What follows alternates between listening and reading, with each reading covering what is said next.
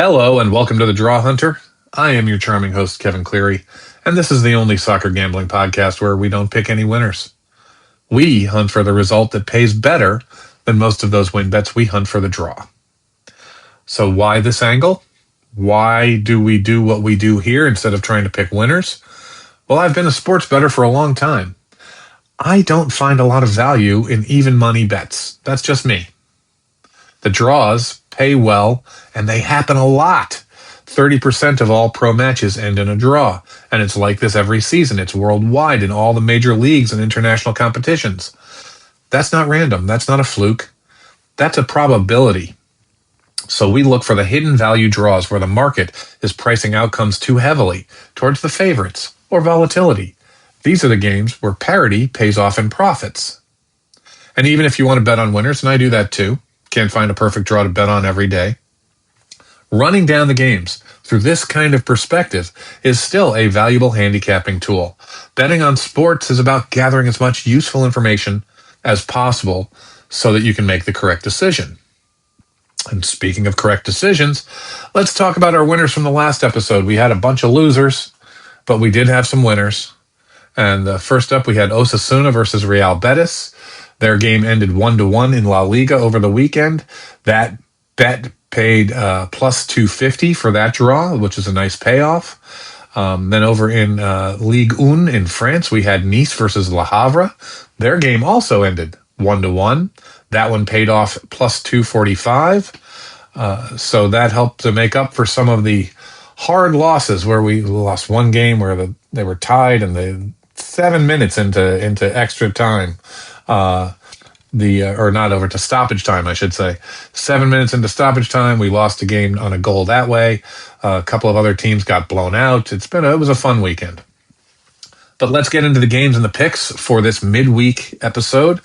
These fixtures will combine low scoring averages, balanced possession rates, historical draw frequency, and market pricing that combine to give us the contrarian value we're looking for when we make a draw bet.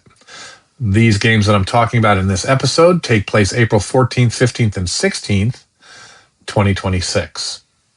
First up, in the CONMEBOL Libertadores tournament down in South America, it's the Champions League or the CONCACAF of South America, to put it in perspective if you're not familiar with it. We've got Nacional versus Deportes Tolima.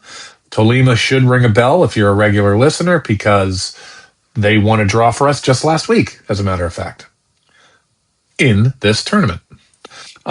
This game is being played in Montevideo.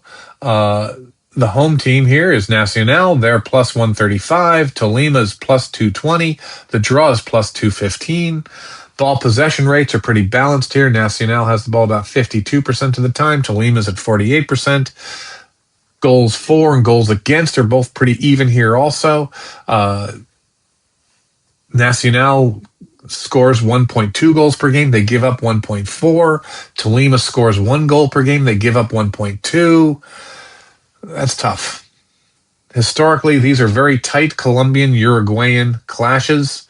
This is a very live draw candidate. There's similar defensive levels. Both are comfortable in structured, low-tempo group games, and neither is desperate to chase if they're level late. 0-0 and 1-1, I think, are both live potential scores here. There's limited separation in quality and style between these two teams, so we like that one for our first game of the midweek action. Next up, we've got some more CONMEBOL Libertadores action with Cerro Porteño versus Junior Barranquilla. This game is taking place in Paraguay. Cerro Porteño is the home team here. They're plus 135. Barranquilla is plus 235. The draw is plus 210. Almost the same numbers as the last time as far as ball possession rates. Cerro's got the ball 52% of the time. Junior's got the ball 48% of the time. Goals scored. Cerro has scored about 1.1 goals per game, and they're allowing 1.3. And guess what? Junior scores 1.0 per game, and they allowed 1.2. Historically, this is a low margin, often one goal or very level games between these two teams. Historically, these are two compact experienced continental sides. They're both comfortable with a point away or at home in early group stages, which is key. Expect a lot of midfield wrestling and limited big chances and a very strong 0-0 1-1 profile here. I think the price is giving the draw a very fair edge. Next up, guess what? More CONMEBOL action in Sudamericana. Palestino versus Montevideo City, Torque. This game is taking place in Chile. Home team is plus 145. Montevideo is plus 210. The draw is plus 215. Palestino, they have the ball about 51% of the time. Torque has the ball about 49% of the time. They both have the exact same goals for and against. They both score 1.2 per game, and they allow 1.1. Historically, they're limited. There's been limited action between these two teams. Again, you see that a lot with the South American teams. They're so volatile. Their leagues are so volatile. It's not the same teams every year. This is a very Sudamericana mid-table kind of a matchup. This is a balanced tactical teams, often decided by a single moment. Neither side has an overwhelming attacking punch. And I think, again, both of them can live with a point here in an early group stage match.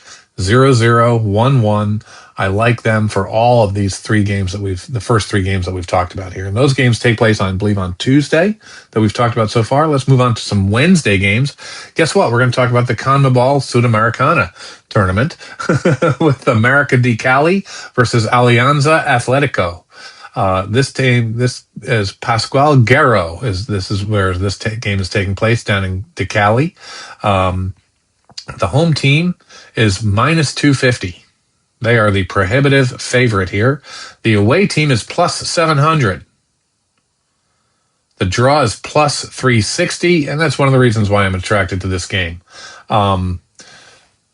America is scoring 0.8 goals per game. They're allowing 0.85 goals scored per game. Alianza scores 1.67. They're allowing 1.2. This is going to be the first meeting ever between these two teams, and I like when that happens. This is, again, that risk aversion mode kicks in. First time in a tournament, playing a new team. Plus, America's form is very mixed, but they're a low-scoring team.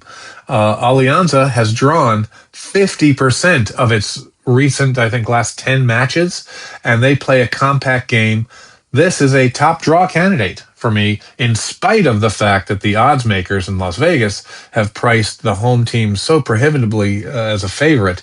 I like that plus 360 draw, and this is worth taking a shot, because I think Allianz can hang in there on the road. Let's talk about some action on Thursday. And we're finally going to have a European game here on the schedule. We've got Strasbourg versus Mainz 05 in the Europa Conference League on Thursday. This is a home team for Strasbourg in France. They are even money at home.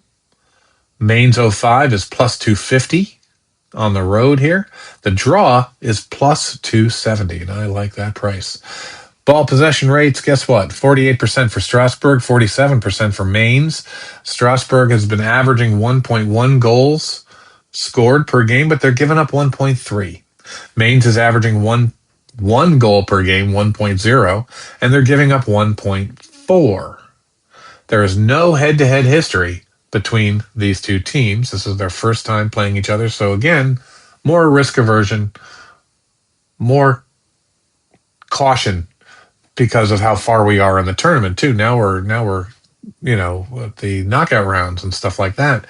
So what do we have here? We've got two low scoring, low possession sides with nearly identical defensive metrics. I think this is one of the most draw friendly statistical pairings of the entire slate. Now we've got one more game to talk about. Guess what? It's in South America. because that's where a lot of the action is for us this week. San Lorenzo versus Deportivo Cuenca. I hope I pronounced that right. This game is taking place in Buenos Aires. San Lorenzo is minus 153. They are the prohibitive favorite here. Deportivo plus 500. The draw plus 250. San Lorenzo has the ball 51% of the time. Deportivo has the ball 48% of the time.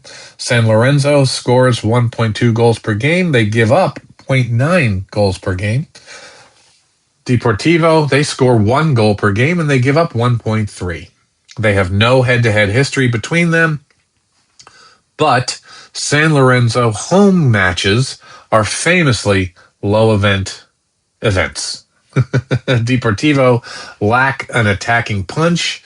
I think this is one of the best Sudamericana draw spots of the day on Thursday. So there you go. Did I make a good case for these draws?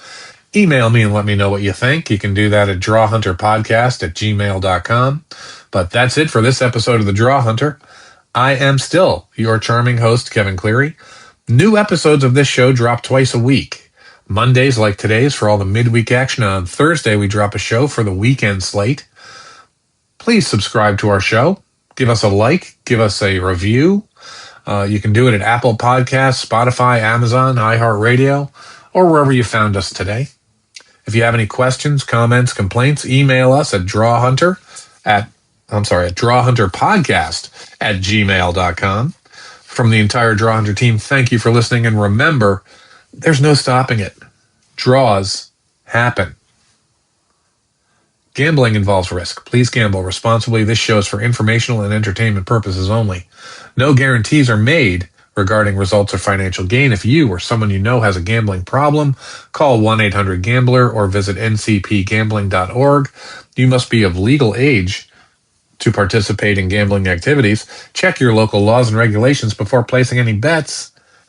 This podcast was made by humans. Accept no substitutes.